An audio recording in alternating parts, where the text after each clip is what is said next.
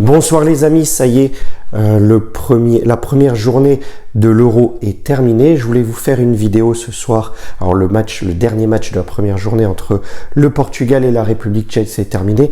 Et je voulais vous faire une vidéo réaction sur l'ensemble de la première journée de cet Euro. Donc une discussion un petit peu sans avoir préparé quelque chose. C'est pas scripté à nouveau comme tous mes points actus. Vraiment une réaction à chaud, un petit discours entre vous et moi. Et donc je voulais revenir sur l'ensemble de cette première journée. Comme je le disais, déjà un point sur un peu autour de cet Euro, l'ambiance en général. Je trouve que c'est un très bel Euro. On a vu les stades remplis, des stades à guichets fermés pratiquement à tous les matchs. Une très bonne ambiance. J'ai même vu des petites anecdotes entre supporters sympas, notamment entre l'Italie et l'Albanie, où il y avait des Albanais d'à côté de la rue qui faisaient semblant de couper en deux des spaghettis avec des Italiens de l'autre côté de la rue qui les suppliaient de ne pas les couper. Voilà, c'est cette ambiance un peu bon enfant qu'on aime bien les amis, pas une ambiance où on se tape dessus et où on se cherche les poux et on se fait la guerre. Alors il y en a peut-être eu aussi, ça je l'ai pas vu, j'ai vu des choses assez bon enfant, comme je le disais. J'ai vu une très bonne ambiance dans les stades, des chants, pas mal de chants sur beaucoup de stades, notamment les Écossais, les Anglais, mais aussi beaucoup de musique, beaucoup d'hymnes reprises par les supporters, et ça fait plaisir. Il y a vraiment une bonne culture foot là en Allemagne, des stades pleins. Ça fait plaisir en tout cas de voir un Euro qui se déroule dans un seul et même pays. Vous savez que j'aime ça et que j'avais été un peu déçu par le dernier Euro avec cette répartition de matchs un peu partout en Europe. Là, on est concentré sur un même lieu et je trouve ça quand même mieux.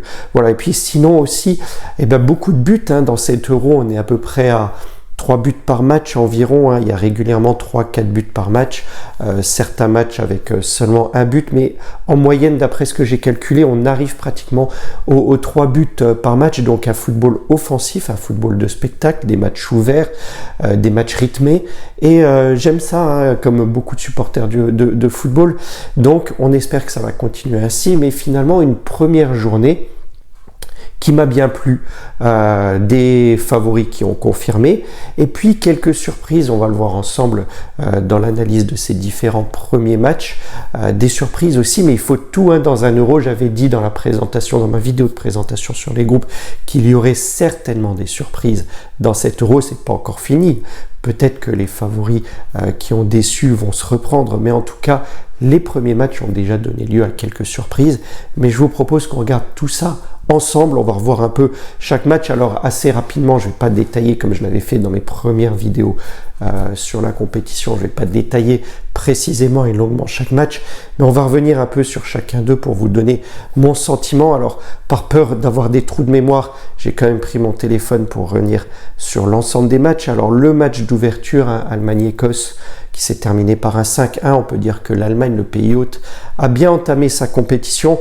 Alors oui, l'Allemagne avec Nagelsmann, c'est autre chose qu'avec Flick. Il a bien redressé, Nagelsmann a bien redressé son équipe, a bien transformé le visage de cette équipe. Une équipe solide, Tah, Rudiger en défense centrale, c'est du solide. Hendrich, alors moi j'aime bien ce joueur, il a un peu cet aspect chien aboyeur, un peu ce qu'on retrouvait chez Gattuso, beaucoup d'engagement. Il a été sorti, il me semble, à la mi-temps ou juste après, parce qu'il avait déjà un carton jaune et on se méfie de l'excès d'engagement de ce joueur, mais il en faut des joueurs comme ça au milieu. Moi j'aime bien ce profil un peu hargneux, et puis devant, je l'ai toujours dit, je le maintiens, Havertz en pointe, il faut le laisser, très efficace, Wirtz, grand joueur de talent. Et donc voilà, ça marche bien, ça tourne bien l'Allemagne. On a vu, Musiala, très bon joueur, je l'aime beaucoup également, Musiala. Et puis le Joker, Füllkrug, qui est rentré en cours de match et qui a fait ce qu'il fallait. Un international récent malgré son âge et qui marque quand même pas mal de buts depuis qu'il est international avec l'Allemagne. Un football champagne, spectacle, 5 buts marqués. L'Allemagne en impose, l'Écosse de l'autre côté. Bon, on se disait qu'ils finiraient peut-être dernier du groupe. Il n'y a pas de surprise finalement. Je ne pensais pas qu'ils prendraient une valise aussi importante, mais voilà, qu'est-ce qu'on a vu en Écosse? Pas grand-chose à part Robertson, et encore en début de match, hein, le système de l'Écosse fait en sorte qu'on peut essayer de libérer un peu Robertson pour qu'il apporte offensivement. Robertson joue un peu plus haut sur le terrain qu'en club, avec cette défense en 3 et puis deux défenseurs, mais un peu plus haut sur les ailes, dont Robertson à gauche, pour compter un peu sur son potentiel un peu supérieur à ses coéquipiers. Bah voilà, ça n'a pas suffi, hein. On l'a vu peut-être 10 minutes à quart d'heure au début de match quand on a vu l'Écosse, et puis après l'Écosse a complètement sombré. Alors ils ont sauvé la mise par un but contre son camp qui reste anecdotique, hein, Rudiger qui met une tête un peu malencontreuse dans son propre but. Mais bon, ça reste anecdotique, comme je le disais. L'Allemagne fait effectivement partie des favoris, elle le confirme, et comme je l'avais déjà dit, heureusement qu'elle a changé de visage, elle a montré complètement autre chose d'il y a encore un an, et elle est candidate effectivement au titre. On va voir lors de la deuxième journée ce qu'elle fera, mais on peut compter sur elle. Ensuite, on a vu Hongrie-Suisse. Alors, ça fait partie de mes regrets. Je suis arrivé un peu en retard. J'avais des choses personnelles à faire. J'ai pas vu la première mi-temps. On m'en a parlé beaucoup en bien de cette première mi-temps, notamment de la Suisse sur cette première mi-temps qui avait montré un visage agréable. Je suis arrivé en deuxième mi-temps. J'ai pu constater dans cette deuxième mi-temps et dans les images que j'ai vues après qu'effectivement la Suisse maîtrisait son sujet et que la victoire de la Suisse 3-1 était méritée. On a vu Varga pour la Hongrie surtout, qui a essayé de se démener sur le fond de l'attaque, qui a marqué un but pour les Hongrois et qui a sauvé l'honneur. Mais ici, on voit une équipe de Suisse, on a vu une équipe de Suisse assez solide. Personnellement, elle m'a un peu surpris, je ne la pensais pas à ce niveau-là. Ça sera aussi intéressant de la voir, notamment contre l'Allemagne, une opposition un peu plus costaud pour elle. Mais la Suisse est bien rentrée dans sa compétition. 3 points déjà, ce qui devrait être suffisant pour passer, je pense, hein, comme je le dis à chaque fois. 3 points dans 7 euros pour n'importe quelle équipe permettrait sans doute de faire partie des meilleurs troisièmes et de passer au tour suivant. On reverra certainement la Suisse. Elle a l'habitude, hein, lors des euros, de passer le premier tour. C'est une habituée des tours à élimination directe dans les euros. Donc elle sera certainement là, et finalement elle montre un meilleur visage que ce que j'avais pu penser lors de la vidéo de présentation des groupes que j'ai fait. Donc on verra sans doute la Suisse un peu plus loin, et j'en reparlerai lors de la deuxième journée certainement. Alors Espagne-Croatie, troisième match de cette première journée. Et pour moi, alors pas une surprise, hein, parce que évidemment que l'Espagne fait partie des favoris du tournoi. Par contre, le score est un peu sévère. La Croatie, j'avais fait une simulation, hein, si vous avez vu ma vidéo, j'avais fait une simulation sur l'ensemble des pronostics de l'Euro jusqu'à la victoire finale. J'avais mis la Croatie en finale de cet Euro. C'est vrai que j'avais beaucoup d'espoir pour eux avant 7 euros, et il faut dire qu'ils m'ont beaucoup déçu lors de ce match-là. Je pense que c'est l'équipe qui m'a le plus déçu de cette première journée d'Euro. Modric n'a pas su faire la différence au milieu de terrain. Brozovic était un peu en dessous de son niveau habituel. Il y avait que Kovacic qui était finalement au niveau dans ce milieu magique, hein, que je considère comme magique en Croatie. De l'autre côté, faut dire que Pedri n'a pas été non plus flamboyant, mais l'Espagne a été très réaliste sur ses occasions. C'était pas un match exceptionnel, hein, contrairement à ce que l'affiche aurait pu laisser penser. J'ai pas trouvé que le match était si bon que ça. Voilà, on attendra de voir ce que fait la Croatie au prochain tour. Ils vont devoir montrer un autre visage. Je suis persuadé qu'ils vont se reprendre. Ça va être compliqué, hein, dans ce groupe de la mort avec l'Italie et l'Albanie. Leur prochain match, le match de la deuxième journée pour la Croatie, c'est contre l'Albanie. Il ne faudra pas faire de faux pas. Victoire impérative s'ils veulent voir les huitièmes de finale. Ça va être intéressant de voir ça, croyez-moi les amis. Horaire 15 heures, pas facile pour ceux qui travaillent, mais j'espère que beaucoup d'entre vous pourront le voir, ce qui risque de ne pas être mon cas parce que l'horaire ne coïncide pas avec mon travail. Mais ouais, ils n'ont pas intérêt à se louper. L'Espagne, à part Pedri, j'ai dit qu'il n'était pas trop en forme.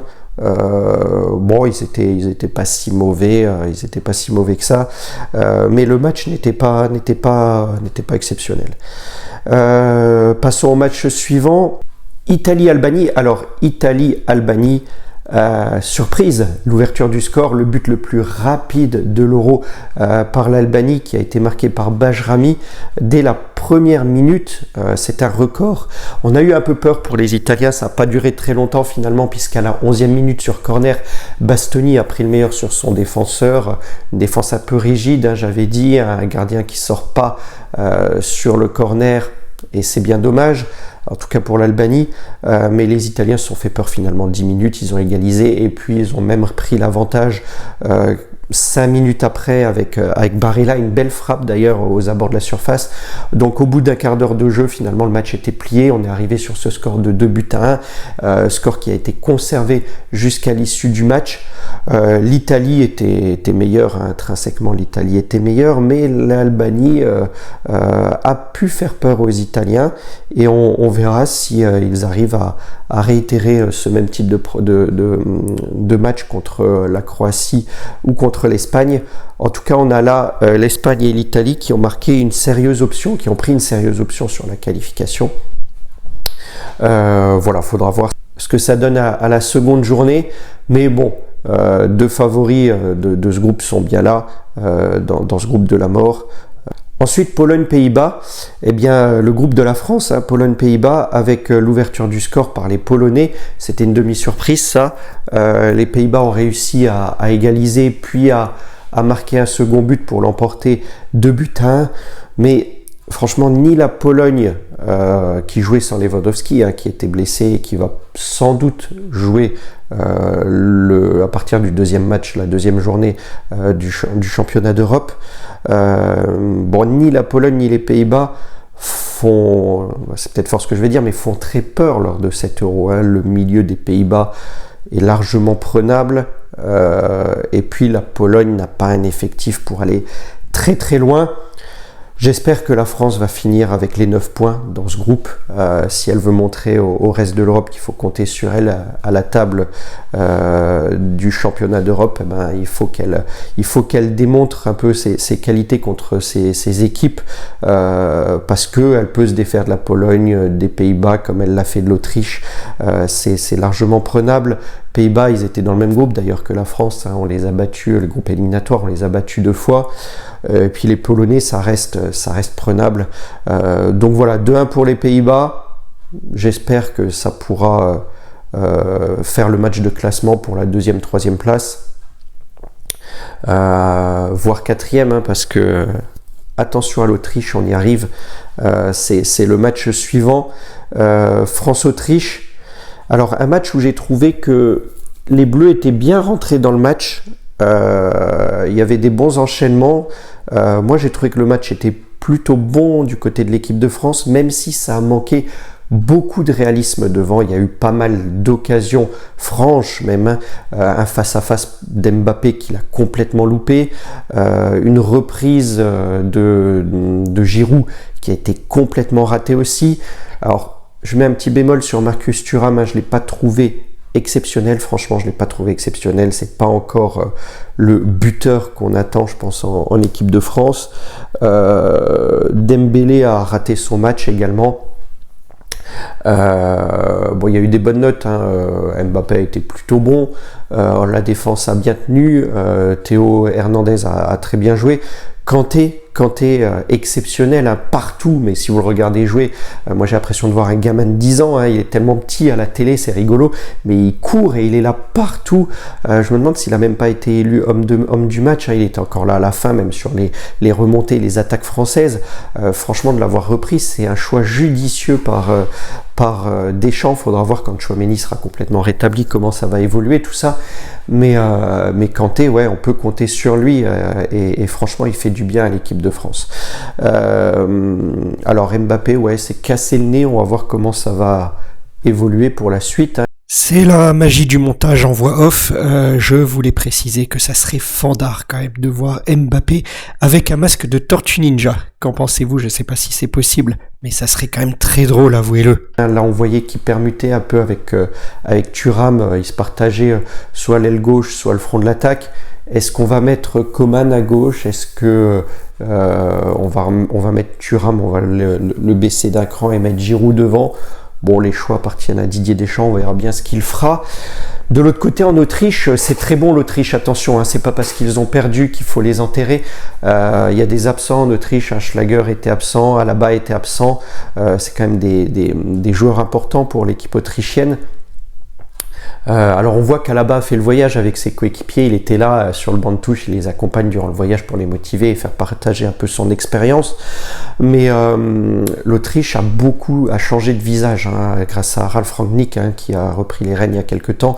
Un pur produit de la galaxie Red Bull. Hein. Red Bull, on le sait, a racheté, après avoir investi en F1, beaucoup investi dans le football. Ils ont racheté un club aux États-Unis, New York, ils ont racheté un club dans la banlieue de Leipzig, attention, hein, ça n'a rien à voir avec l'ancien club de Leipzig, il y a de cela plusieurs années.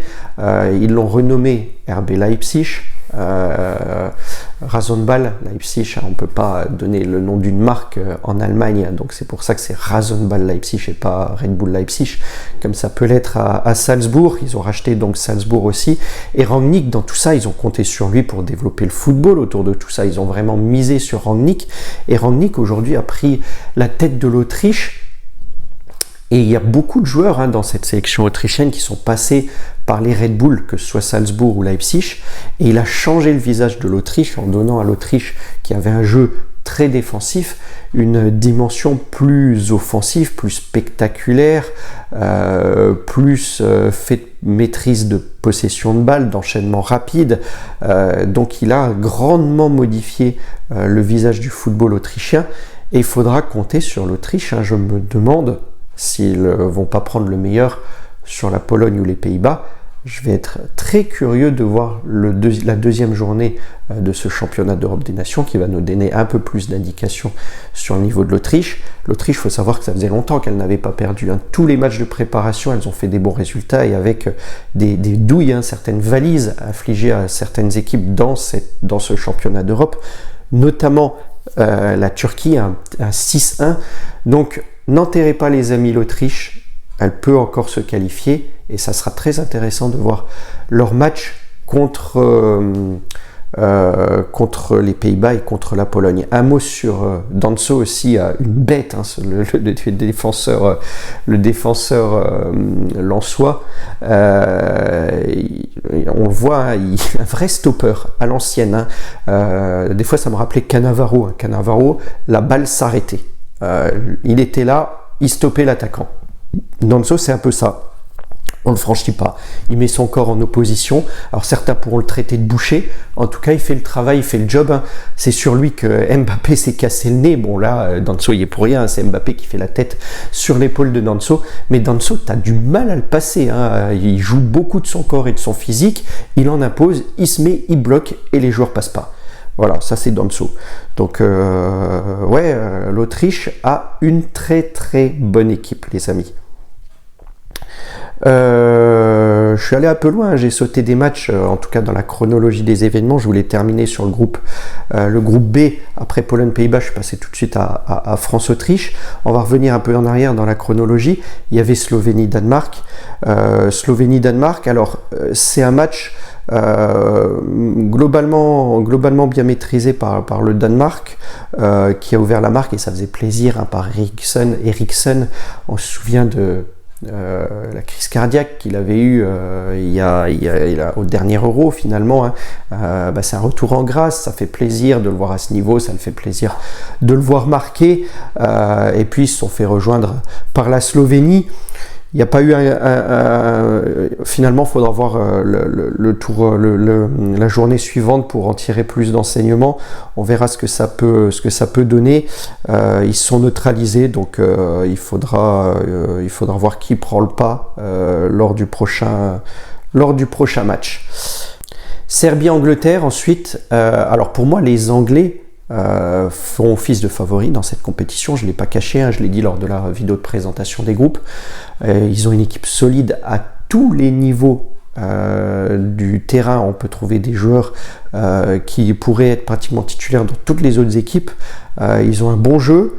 Maintenant, voilà, ils n'ont pas été au meilleur de leur forme, j'ai trouvé, contre la Serbie. Foden notamment m'a un peu déçu. Je l'ai pas trouvé à niveau comme habituellement.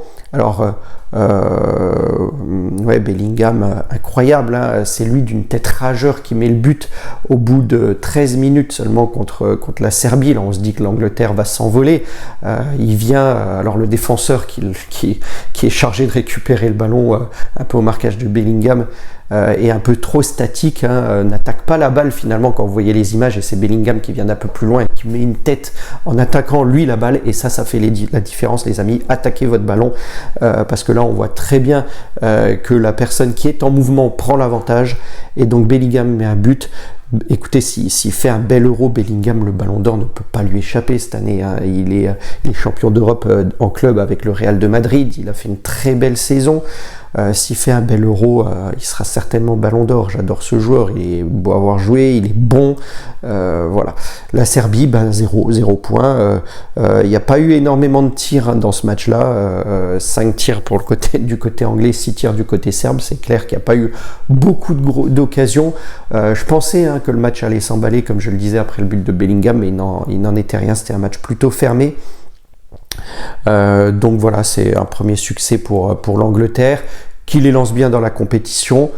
On attend de voir la suite et de voir si ils élèvent un peu leur niveau de jeu. Les Serbes, eux, vont devoir se reprendre au prochain match s'ils ne veulent pas passer à la trappe. Roumanie-Ukraine ensuite, les amis. Alors c'est le seul que j'ai loupé pour l'instant de cette première journée. Ah oui, un match à 15h, comme je l'ai dit tout à l'heure, hein, je ne peux pas forcément le regarder, j'ai des obligations professionnelles. Et j'avais enterré les Roumains lors de la présentation des groupes. Excusez-moi, amis roumains, mais je sais que vous ne me regardez pas de toute façon, donc ça n'a pas trop d'importance. Ils m'ont beaucoup surpris, c'est peut-être l'équipe qui m'a le plus surpris de cette première journée. Je l'ai pensé, mais pas du tout à ce niveau. Alors je peux pas trop vous dire comment s'est déroulé le match, là pour le coup je l'ai pas vu, j'ai revu quelques extraits simplement, mais 3-0 ça en impose quand même, hein, 3-0 contre l'Ukraine qui est pas mauvais, hein, qui a des bons joueurs sur pas mal de lignes, mais je pensais vraiment pas que le scénario du match serait celui-ci, avec une victoire écrasante de la Roumanie, et j'ai hâte personnellement de les voir en deuxième journée. Si le match n'est pas à 15h, j'ai vraiment hâte de les voir pour voir leur niveau de jeu et pouvoir me faire un avis par moi-même de cette équipe, parce que je suis passé complètement à côté de la Roumanie. Je les ai mal jugés, j'avais pas vu de match de préparation de la Roumanie, j'avoue. J'en ai vu d'autres équipes, mais j'ai pas vu ceux de la Roumanie, et je suis passé à côté de cette équipe que j'avais mal jugée, alors que je pensais que l'Ukraine pourrait s'imposer assez facilement dans ce match. Donc l'Ukraine m'a déçu, mais encore une fois, j'ai pas pu apprécier leur niveau, j'ai pas vu le match. Là aussi, j'attends de voir leur deuxième match pour pouvoir les juger un peu plus objectivement. Voilà, on verra ce que ça donne, mais la Roumanie a pris une sérieuse option sur la qualification. Et je pensais même, quand je disais que je les avais enterrés, je pensais même qu'ils marqueraient aucun point et qu'ils finiraient bon dernier. Et les voilà en position pour se qualifier et peut-être même être deuxième.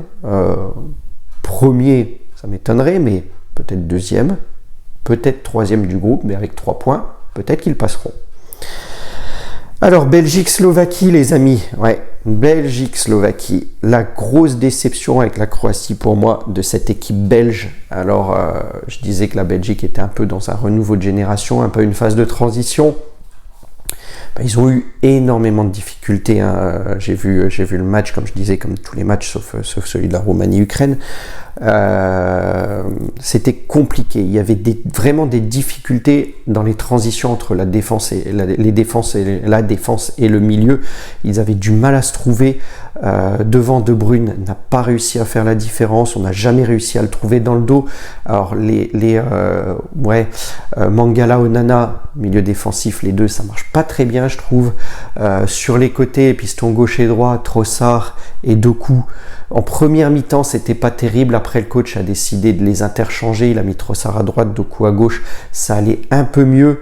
Ouais, j'ai l'impression qu'il y a des problèmes dans les transmissions en Belgique. J'ai l'impression qu'il manque des automatismes. J'ai l'impression qu'il y a certains joueurs qui ne sont pas au niveau. Et pourtant, Trossard avait fait une pas mauvaise saison avec Arsenal, mais là, je ne l'ai pas trouvé bon, hein, vraiment. Alors, ils n'ont pas eu de bol, c'est vrai. Il y a eu 2 buts de Lukaku et les 2 ont été refusés. Le premier pour un hors-jeu de Lukaku avec la VAR, ça semble correct, mais bon, voilà, une petite épaule qui dépasse.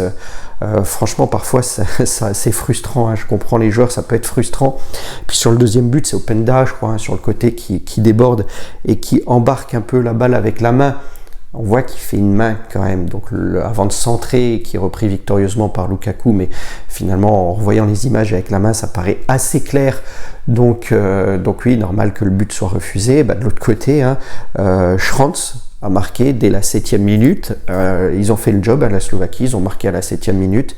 Et derrière, ils ont réussi à verrouiller, à ne pas prendre de but, à part ces 2 refusés, et ils repartent avec la victoire. Voilà, c'était un match assez animé, hein, pourtant. 16 tirs côté belge, 10 tirs côté slovaque.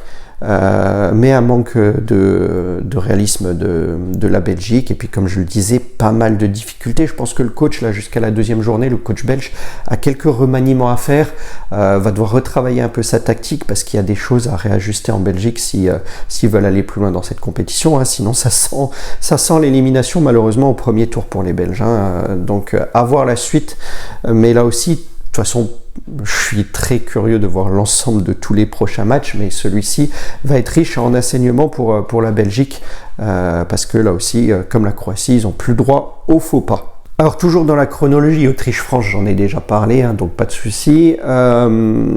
Turquie-Géorgie, les amis. Alors, je vais être franc, hein, il y a certainement beaucoup de monde qui n'ont pas regardé ce match à cause de l'affiche, hein. Turquie-Géorgie, sur le papier, ça fait pas forcément rêver. Les footix sont pas durs à regarder. Vous avez tort, les amis. Laissez-moi dire que vous avez eu tort. Pour moi, c'était le plus beau match de toute cette première journée de championnat d'Europe des Nations. Eh oui, les amis, il faut regarder les matchs, il faut les suivre. On n'est pas à l'abri de belles surprises, et même si l'affiche ne fait pas rêver, il peut y avoir des beaux matchs, et ça a été le cas ici. Un superbe match, ce Turquie-Géorgie. Moi, personnellement, j'ai adoré. Il y avait du rythme, il y avait du jeu, il y avait du beau jeu, et il y avait 2 belles équipes. Je pensais pas la Géorgie à ce niveau-là. Ils m'ont beaucoup séduit. Mikotadze, qu'on connaît dans le championnat de France, et moi, encore plus parce que je le vois jouer pas trop loin de chez moi, au FC Metz, en tout cas je le voyais jouer, il va certainement changer de club. Il a fait un super match, et franchement il est très... ils forment un duo assez complémentaire là avec Gvara, qui use la défense, un vrai attaquant qui harcèle les défenseurs, et puis Mikotadze qui est là le renard des surfaces, le buteur, à la pointe de l'attaque, qui va te mettre le pied, qui va te faire un petit pivot, qui va tirer, qui va marquer. Après que Gvara a réussi à attirer les défenseurs, c'est très complémentaire ces deux-là. Et puis Kokorashvili, sur le côté droit, il a fait un match superbe. Le gars, il a trouvé, je sais pas si c'est lui qui a trouvé, enfin en tout cas il a trouvé le poteau, et je sais pas si c'est lui qui avait trouvé la transversale déjà, mais il a apporté énormément en attaque. Il aurait pu marquer, il a mis le feu à la défense turque. Il a fait une très belle prestation, Kokorashvili, sur le côté droit de l'attaque géorgienne. Et puis en Turquie, alors, et en plus d'avoir vu un beau match, les amis, on a vu, pour ceux qui ont regardé, 2 des plus beaux buts de cette première journée, qui seront peut-être parmi les plus beaux buts de l'Euro, hein.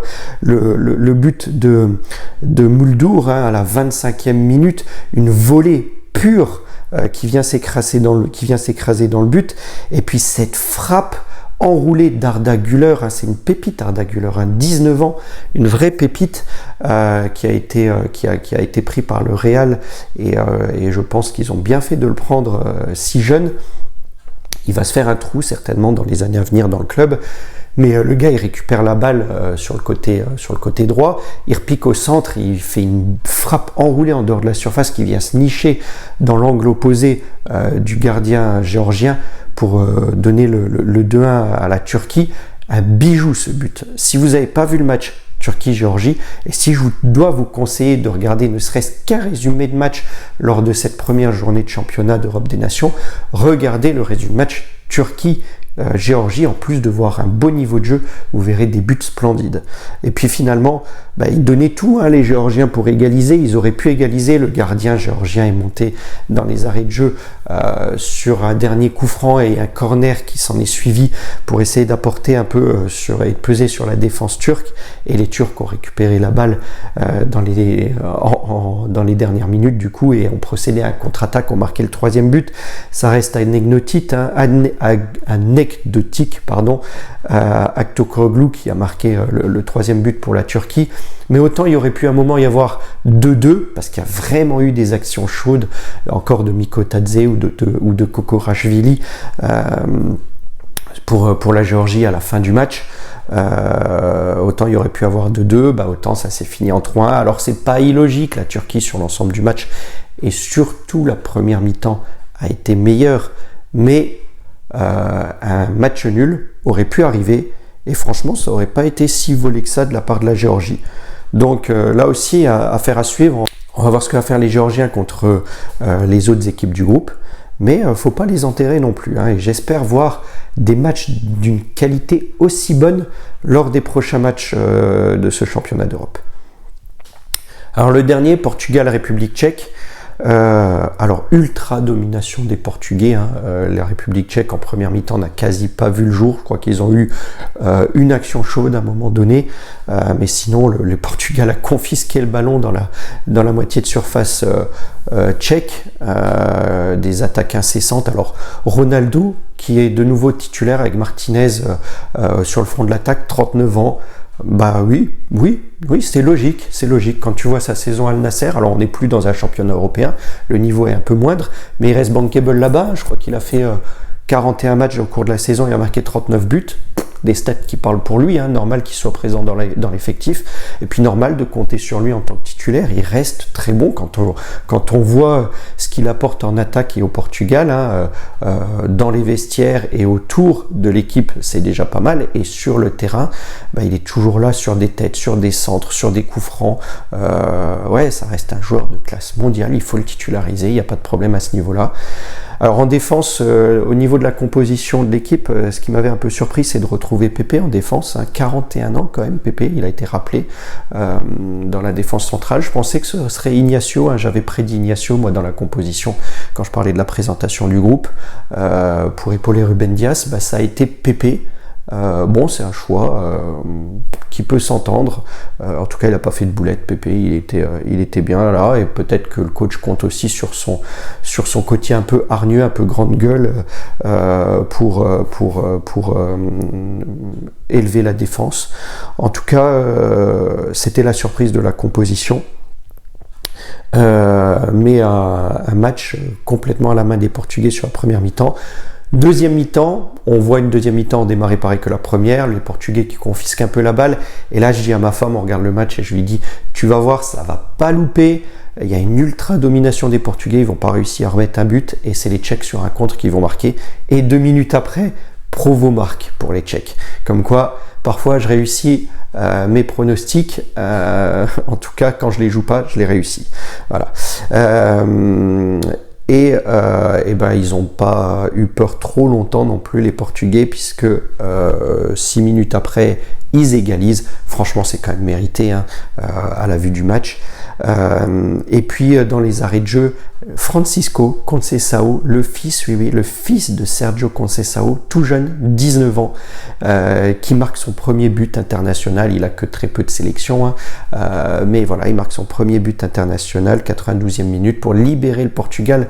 C'est un ouf de soulagement pour l'ensemble du pays, du peuple et de l'équipe, parce que avoir été mené 1-0, c'était vraiment contre le cours du match, mais sur l'ensemble du match, mérité de gagner le Portugal, c'est ce qu'ils ont fait, 2-1.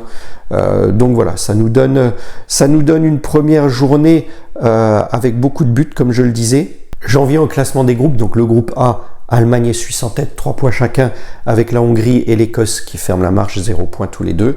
Voilà, je pense que Je peux mouiller au niveau des pronostics, hein, si vous voulez, vous aimez peut-être bien ça, parce que si vous m'écoutez, vous jouez l'inverse et vous remportez le pactole. Donc n'hésitez pas à suivre l'inverse de ce que je dis. En tous les cas, je pense que l'Allemagne et la Suisse passeront au tour suivant. Hongrie-Écosse, ça va jouer entre les deux, mais de ce que j'ai vu, l'Écosse ne mérite pas. Donc voilà, je pense que la Hongrie finira troisième du groupe, parce qu'elle fera partie des meilleurs troisièmes, on le verra. Deuxième groupe B, Espagne-Italie, 3 points chacun. Albanie-Croatie, 0 points tous les deux. Loupez pas Croatie-Albanie, ça vaudra la chandelle, parce que malheur aux perdants. Groupe C, Angleterre premier, seul premier, 3 points. Et derrière, le Danemark et la Slovénie se partagent la deuxième place avec 1 point tous les deux. La Serbie ferme la marche avec 0 points, un groupe encore relativement ouvert. Même si je pense que l'Angleterre peut faire les 9, peut avoir les 9 points dans ce groupe-là. Ouais, je pense qu'ils auront les 9 points, donc à voir qui suivra l'Angleterre. Je mets une pièce quand même sur le Danemark, même si pour le moment ils n'ont pas pu